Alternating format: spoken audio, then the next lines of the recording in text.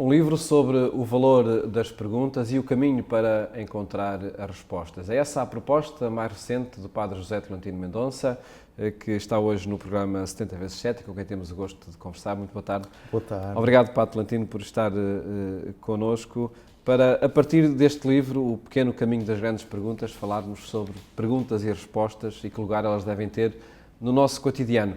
Pessoalmente, qual é a pergunta que sempre percorreu a sua história?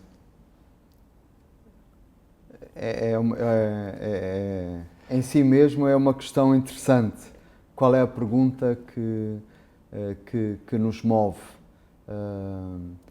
Há uma pergunta que li há muitos anos num romance na minha juventude, uma pequena novela de Henry James, que é O que te salva? E é de facto uma pergunta que me acompanha muitas vezes. Ao fim do dia, por exemplo, naquele exame de consciência que todos fazemos sobre aquilo que vivemos ou deixamos de viver, muitas vezes a pergunta que me vem é essa: o que é que te salva? Mas por uma preocupação de obter essa salvação ou pelo sentido que procura para a vida? É um desafio a permanecer, porque aquilo que me salva, eu sei o que é, mas como é que se traduz, como é que se espelha e o que é permanecer. E num ritmo em que tantas vezes nós temos de decidir: vou fazer isto, vou fazer aquilo, e vou para ali, vou para acolhi, a pergunta o que é que me salva é uma pergunta que traz uma estabilidade espiritual, porque no fundo faz-nos relativizar o que é relativo e ancorar-se naquilo que é a essência. Está nessa experiência uma circunstância que se experimenta diante de muitas perguntas, de que as respostas não são todas iguais e não aparecem todos os dias da mesma maneira? Esse livro é um elogio à pergunta e ao papel das perguntas na nossa vida. Demasiadas vezes estamos focados em obter respostas. E isso faz-nos passar por cima das perguntas, não dar o tempo necessário para que elas se façam ouvir dentro de nós. E depois ligar-nos às grandes perguntas, porque vivemos à procura de respostas para perguntas secundárias. E se calhar as perguntas fundamentais, nós nunca ou raramente nos confrontamos com elas. E temos de voltar às perguntas fundamentais. Mas pela conversa mole sobre a nossa própria vida que fazemos? Pela forma como somos engolidos pelo ritmo da própria vida. E também porque o encontro com as grandes perguntas muitas vezes é um encontro difícil, que nos abana, que é exigente. E então refugiamo-nos nos subterfúgios do cotidiano, no fazer isto, no fazer aquilo, no repartirmos-nos, e nunca há tempo para saborear uma unidade fundamental que é dada pela pergunta. Nós já vamos voltar a esse ambiente onde estamos imersos, tecnológico, muito dele, mas gostava, mesmo permanecendo na tecnologia, porque, na sua opinião, o sucesso tão grande e tão imediato dos motores de busca na internet? Porque o homem é um buscador, porque nós, seres humanos, ontologicamente, somos seres à procura, seres a caminho. E há uma curiosidade enorme. O nosso coração é um motor de busca. Por isso é o sucesso dos motores de busca tecnológicos. Mas será que há uma delegação do motor de busca do nosso coração para esses tecnológicos? Esse é que é o perigo. É nos demitirmos das procuras fundamentais e ficarmos com as pequenas procuras, aquelas onde o Google nos pode levar, e não aquelas onde o nosso coração nos pode conduzir. Quem diga que a melhor ferramenta de um computador é a procura, o find.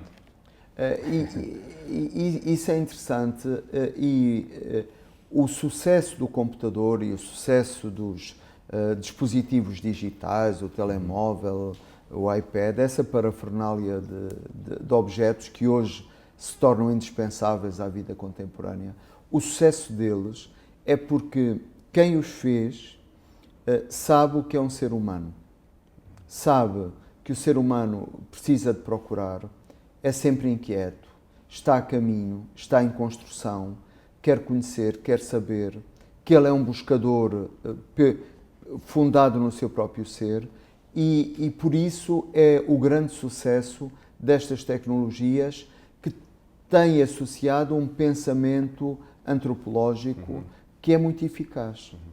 O exercício a fazer será então em perguntas fundamentais, não as colocar no Google, mas numa experiência interior. O exercício fundamental é reforçar o humano, é reforçar a nossa humanidade, é reforçar o próprio ser.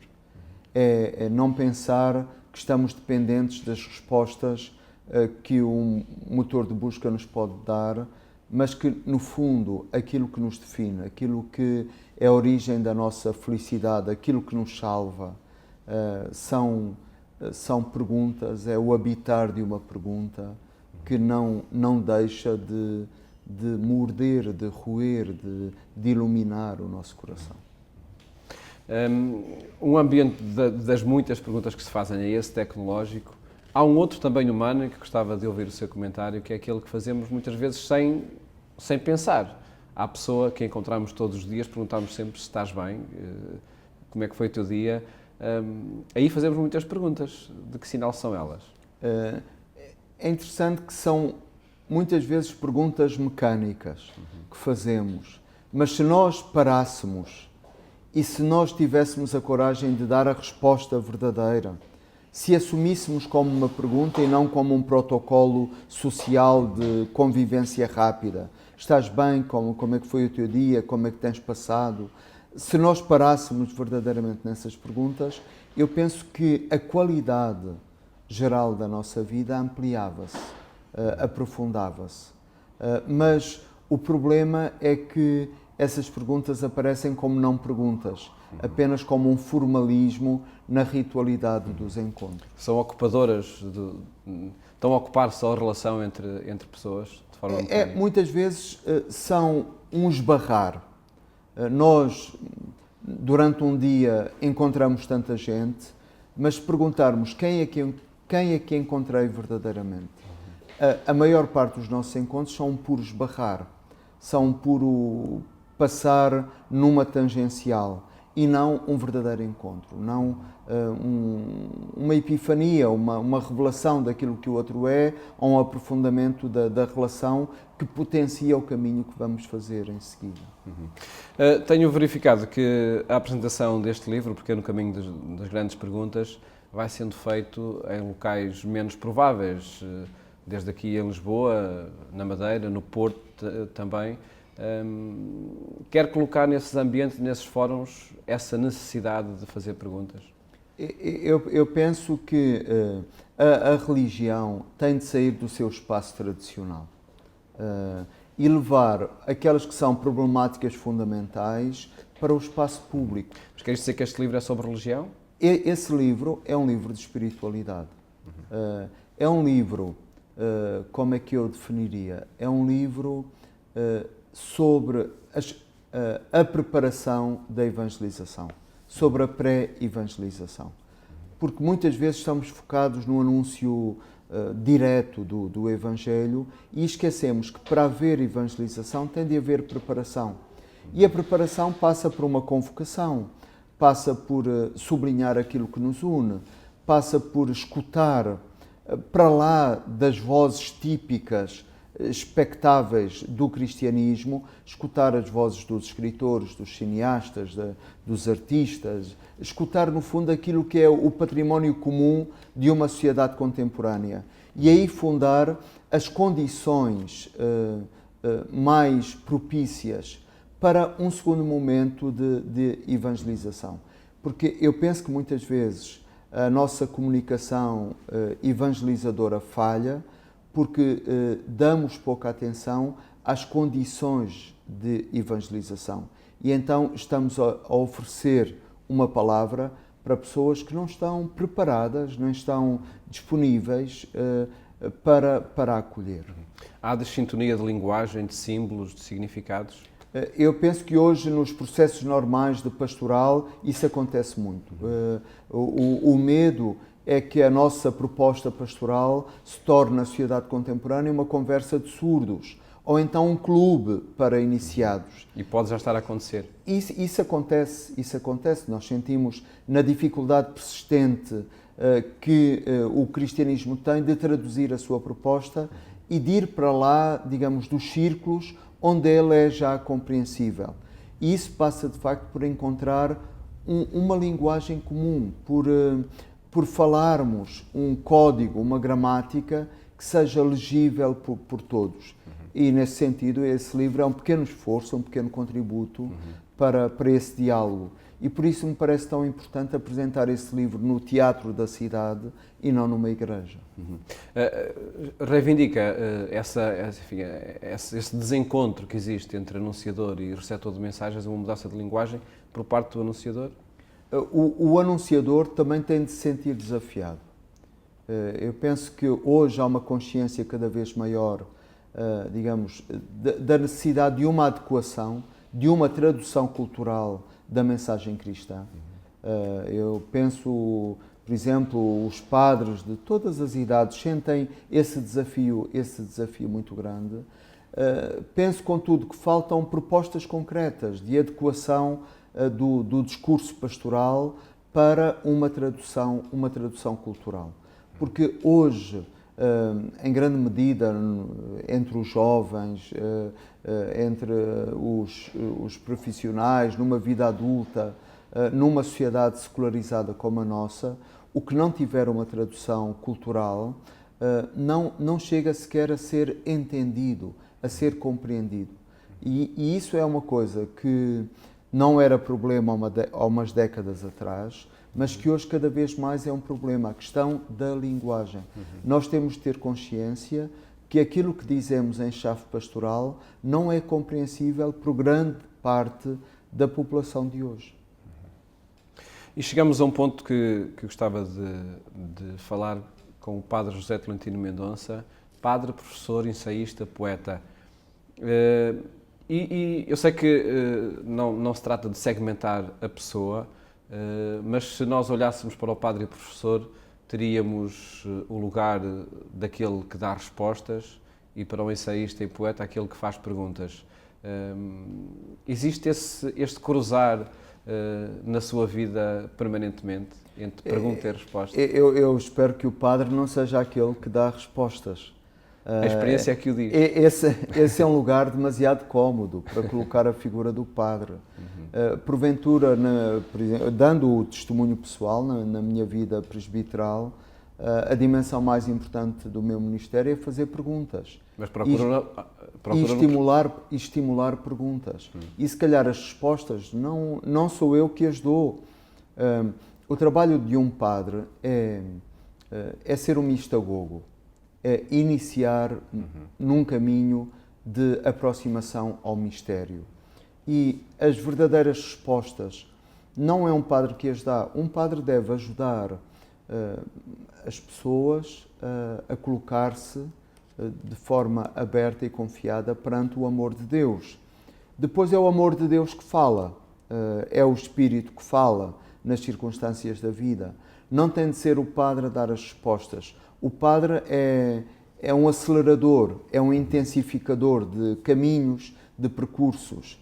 E nesse sentido ele é um perguntador e é alguém que escuta mais do que alguém que atola os crentes de respostas. E a mesma coisa um professor. Eu penso que o que o professor tem de mais dinâmico é, de facto, ele fazer perguntas e ajudar a que os estudantes possam procurar respostas e até novas respostas para as perguntas que hoje são aquelas consensuais. É uma perspectiva que exige uma reconfiguração, tanto do padre como do professor. Tem de ser, porque sem essa reconfiguração nós não conseguimos responder na fidelidade àquilo que é o depósito da fé, aquilo que é esperado de um padre ou de um professor, mas também de um poeta, mas também de um pensador, que é, no fundo, contribuir com com perguntas, porque as respostas têm um tempo de validade muito curta, muito breve, e precisam sempre de adequações. As perguntas são universais. Persistir nessa atitude de resposta que um ambiente normativo sugere, e esse ambiente normativo ainda perdura, creio eu, leva a que, de facto, o círculo de uma religião, do catolicismo, do cristianismo ou de outra religião, se transforme cada vez mais num clube. O perigo é precisamente esse.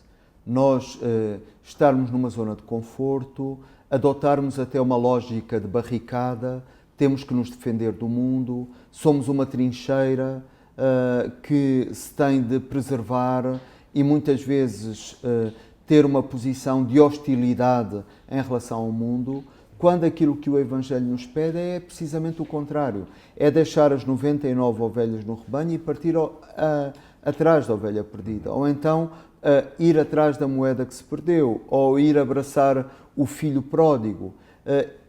Esse é que é o verdadeiro motor da evangelização. Procurar os que estão fora. De maneira que isso pede de nós uma atitude de grande esperança, mas também de grande capacidade de diálogo, de encontro e de escuta. A Igreja tem de aprender mais a escutar o mundo, a escutar as perguntas que hoje as mulheres e os homens contemporâneos fazem e ser fiel a essas perguntas e não apenas às respostas que no tempo foi adquirindo para problemas que hoje já nem são os problemas que as pessoas vivem. Em todo caso, e no ambiente cultural em que habitamos, o padre, o professor, é procurado normalmente quando se querem respostas. Há também esta reconfiguração a fazer na sociedade? Eu penso que o padre e o professor têm de ser procurados quando se quer fazer um caminho. Eles são guias de estrada e não são propriamente um arquivo de respostas. Porque o papel de um padre e de um professor é serem ativadores de uma relação que se constrói dentro de cada um. Porque o padre não substitui nenhum cristão. Ele não está em vez de nenhum cristão. Ele está para favorecer o caminho que Deus quer acender no coração de cada um. E aí ele é um facilitador, um ativador, um guia, mas até um certo ponto, porque depois, digamos, a resposta tem de vir de Deus. Especificamos ainda um pouco mais neste ambiente religioso. Por exemplo, a fé, a oração, são lugares de perguntas ou de respostas? São lugares de mãos vazias. Logo, são lugares de perguntas. Muitas vezes, para rezar, nós erguemos as mãos e temos as mãos vazias. É claro que podemos usar as orações que sabemos, podemos rezar os salmos, podemos ler os textos bíblicos, outros textos da devoção cristã, mas há um momento em que a oração se torna mais forte e supera todas as palavras. É aquele momento em que na nudez, no despojamento, no esvaziamento do nosso coração, nos abandonamos à vontade de Deus. E isso é o momento da pergunta. Ora, eu penso que a religião e a fé têm de nos trazer uma exigência crítica, sem perder a alegria, pelo contrário, descobrir a verdadeira alegria, mas ao mesmo tempo perceber que não pode ser só isto, não podemos ficar por aqui, temos de sair da nossa zona de conforto. A experiência humana que fazemos não pode ser apenas epidérmica, temos de lutar com o anjo, temos de sentir que Deus é uma questão séria, que o Deus vivo está presente na vida e que isso é realmente transformador. Senão vivemos sempre uma vida adiada, hipotecada. Ensaiamos descobrir a razão para o estado da questão e encontra o Padre Tolentino, de facto, na azáfama de todos os dias, no andarmos embrulhados em tecnologia do amanhecer ao entardecer? Viver é difícil. É uma coisa que a gente experimenta, mas que depois tem dificuldade em confessar a si próprio e aos outros que viver é difícil. E, por vezes, a tentação é aliar-se de si mesmo e criar um atordoamento, um ativismo, que é uma espécie de fuga para a frente, de deslocação em relação à questão fundamental, que é a questão do ser. Quem sou eu? De onde venho? Para onde vou? O que me é dado esperar? O que é que Deus quer de mim? Digamos, são perguntas que nós preferimos atordoar no ritmo ofegante dos nossos cotidianos. Ora, eu penso que é a auscultação das perguntas, aprender a escutar, voltar à dimensão da escuta. E não é por acaso que, por exemplo, o verbo mais importante na tradição bíblica é shema, escuta. É o verbo escutar. E há uma dimensão de escuta que nós temos de fazer em relação à própria vida para podermos colher daí o encontro fundamental com Deus. A proposta que é feita neste livro pelo Padre Tolentino é que essa escuta se faça através do cotidiano, daquilo com que nos deparamos todos os dias. Não pode ser de outra maneira. O banco do jardim. Não pode ser de outra maneira. Quer dizer, a escuta de Deus não se dá no extraordinário, dá-se no ordinário da vida, no comum da vida. Então há que aprender a ouvir essa voz no que está mais próximo, mais imediato. Deus dá-se a ver na banalidade da vida e não no espetacular. Deus dá-se a ver no miúdo, no pequeno, no minúsculo e não no grandioso, não no maravilhoso. Deus dá-se a ver no anti-heróico, não no heróico. Dá-se a ver no sofrimento, dá-se a ver naquilo que é mais difícil e instigador e não tanto naquilo que já está feito, naquilo que já está concluído. E há no fundo, esta aprendizagem de escutar a sua voz naquilo que é mais vizinho às nossas práticas habituais de vida. Um livro para o nosso cotidiano, com ensaios breves, uma página cada um, onde há sempre também essa preocupação de partilha de outros autores, através de citações frequentes. Os textos são breves, por opção, não só porque nós não temos tempo, mas é porque há um desdobrar do texto que depois acontece dentro do leitor. E é importante que o leitor tenha no texto uma sugestão para o seu próprio caminho. É como num retiro. O pregador não pode ocupar o dia inteiro falando. Não, ele tem de falar o menos possível, dar uns pontos, para depois o caminho espiritual ser feito por cada um. Assim também o livro foi pensado para que as propostas não se sobrepusessem ao caminho, mas fossem apenas uma indicação, uma sugestão de estrada. E depois, cada um poder fazer a estrada, a digestão, a ruminação dessa palavra, conforme a sua situação. Qual a importância e o lugar do silêncio em todo esse processo? É fundamental. O silêncio é o grande aliado da construção espiritual. O silêncio é o habitat, onde, digamos, o nosso coração à procura de Deus acaba por encontrar as condições essenciais. Se nós não experimentamos o silêncio, não conseguimos rezar, por exemplo. E nesse sentido, este livro também é uma ajuda a buscar o silêncio. Padre José Tolentino Mendonça, muito obrigado por ter partilhado connosco este livro, O Pequeno Caminho das Grandes Perguntas, que acredito pode percorrer todo o nosso cotidiano e ajudar a que, de facto, cada dia tenha mais sentido. Muito obrigado. Muito obrigado. Pequeno Caminho das Grandes Perguntas, o último livro do Padre José Tolentino Mendonça, que apresentamos neste programa 70 vezes 7. Desejo-lhe um bom domingo. Até a próxima semana, se Deus quiser.